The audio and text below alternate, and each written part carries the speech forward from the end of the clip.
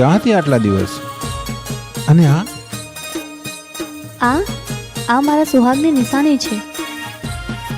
પણ લાડુ, તું તો કહેતી હતી.